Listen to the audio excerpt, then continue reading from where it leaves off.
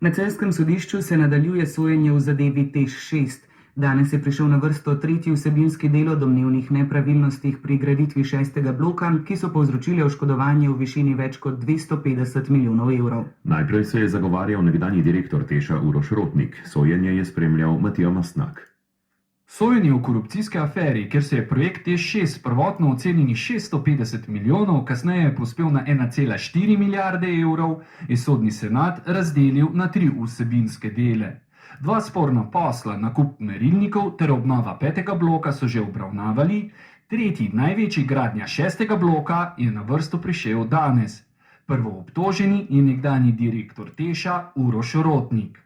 Mi smo v ravnanju po predkazenskem postopku ugotovili zakonske znake za kaznivo dejanje zlorabe položaja. Tako tožilka Darja Šlibar avgusta lani. Rotnik naj bi posel vodil tako, da so za dobavo glavne tehnološke opreme izbrali Alstom, iz postopka izbire pa so neutemeljeno izločili konkurenčnega ponudnika Siemens. Delali smo strokovno, skladno z zakonodajo in še vedno mislim, da nismo naredili nič narobe. Pa pravi Rotnik. Njegov odvetnik je danes predlagal, da se sojenje zaradi domnevnih nepravilnosti pri gradnji 6. bloka trajno izloči od ostalih 2 spornih poslov. Določeni obdolženi, ki so v tem sklopu, bi lahko bile priče v drugih sklopih. A je sodni senat ta predlog zavrnil.